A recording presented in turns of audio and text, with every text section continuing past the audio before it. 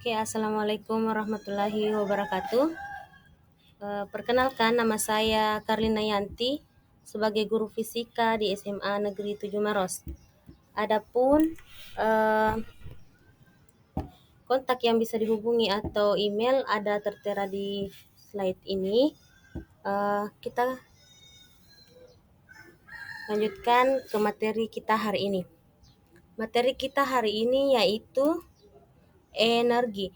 Di mana yang kita tahu bahwa energi itu merujuk pada kemampuan untuk melakukan kerja atau menyebabkan perubahan. Tetapi dalam konteks ilmiah dan teknis dapat didefinisikan sebagai kapasitas mutu untuk melakukan pekerjaan. Adapun beberapa energi yaitu kita bisa lihat di tampilan slide ini.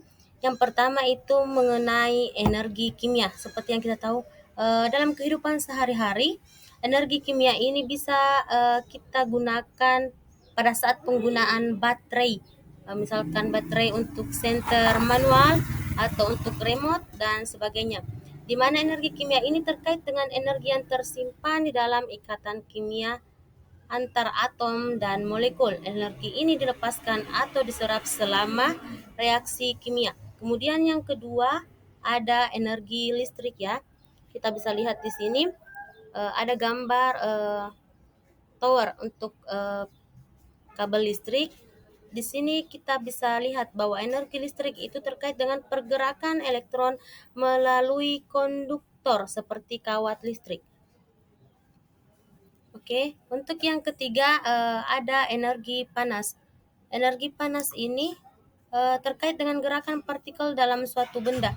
Semakin tinggi suhu suatu objek, semakin tinggi energi panasnya.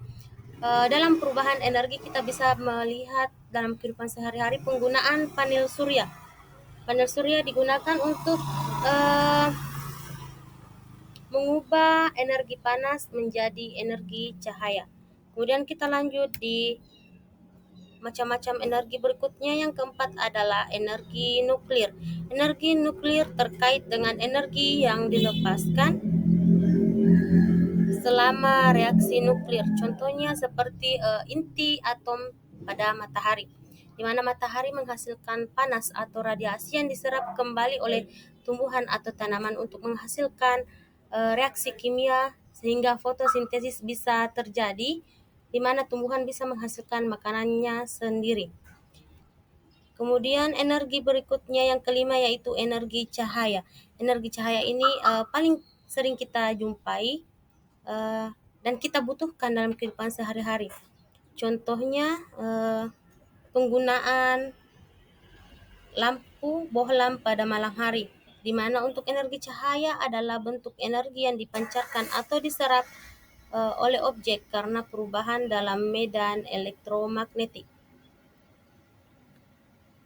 Kemudian energi yang terakhir di slide yang saya tampilkan ini adalah energi kinetik. Energi kinetik ini adalah energi yang terkait dengan gerakan suatu objek.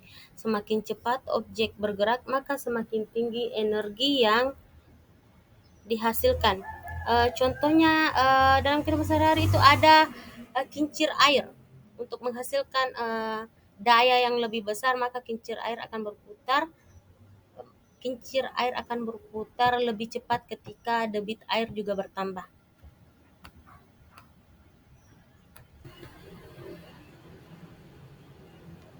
Setelah kita mengetahui tentang macam-macam energi, kita lanjut ke perubahan energi.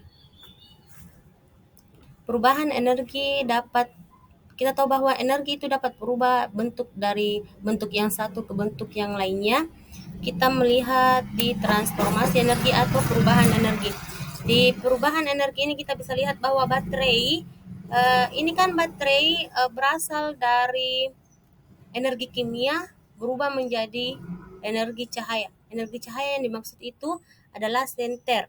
Kemudian ada, kita lihat dari gambar ada energi listrik jadi energi cahaya. Kita bisa lihat di gambar keempat.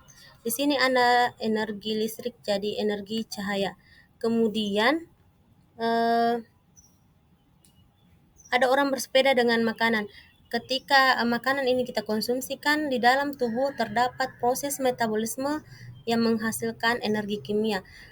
Sehingga kita ketika mengkonsumsi suatu makanan akan menghasilkan energi, itulah yang membuat tubuh kita bertenaga untuk beraktivitas, contohnya bersepeda. Seperti yang kita lihat di gambar ya. Kemudian ada pom bensin dengan kendaraan roda 4. Kita tahu bahwa bensin itu kan merupakan bahan baku kendaraan ini untuk bisa bisa berfungsi ya. Ini seperti halnya tadi makanan pada manusia. Kemudian kita lanjut ya. Di sini ada perpindahan energi. Kita bisa lihat di gambar perubahan energi.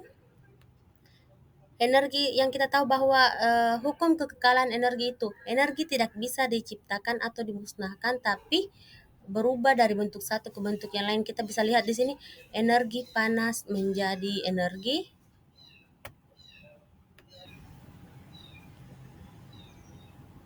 ya. Perpindahan energi kita lihat ketika memasak air ada perubahan energi ya. Ketika kompor dinyalakan, ini kompor bisa menyala karena adanya energi kimia dari gas ya. Kemudian berpindah menjadi energi panas sehingga air ini bisa mendidih. Kemudian kita beralih ke energi kinetik. Seperti yang kita tahu bahwa tadi Ibu sudah jelaskan bahwa energi kinetik itu karena gerakan suatu benda. Kemudian energi potensial. Energi potensial yang dimiliki karena posisi benda. Ini berkaitan dengan konsep gravitasi bumi. Energi yang dimiliki oleh suatu objek karena posisinya atau kondisinya. Contohnya termasuk energi potensial yaitu gravitasi yang Ibu tadi jelaskan, yang dimiliki oleh objek yang diangkat ke ketinggian tertentu di bawah pengaruh gravitasi bumi atau daya tarik bumi, daya tarik inti bumi. Kemudian kita lanjut di energi mekanik. Energi mekanik merupakan gabungan antara energi kinetik dan energi potensial. Ibu ambil contoh ya, ketika kita mengayuh sepeda, ada energi kinetik karena kita bergerak untuk mengayuh sepeda tersebut. Kemudian sepeda ini kan rodanya itu berada di aspal, tidak melayang seperti yang kita tahu bahwa ketika di bulan tidak ada gravitasi bumi maka barang-barang atau suatu benda akan melayang ya. Beda dengan sepeda ini, tetap berada pada posisinya. Jadi itu yang dimaksud dengan energi mekanik, contoh energi mekanik. Oke, terima kasih. Itu tadi penjelasan Ibu mengenai energi secara singkat ya. Ibu hanya membahas luarnya saja. Pertemuan depan kita lanjut ke pembahasan yang lebih mendalam mengenai beberapa macam energi tadi dan perubahan energi. Itulah pentingnya energi dalam kehidupan kita. Terima kasih. Assalamualaikum warahmatullahi wabarakatuh.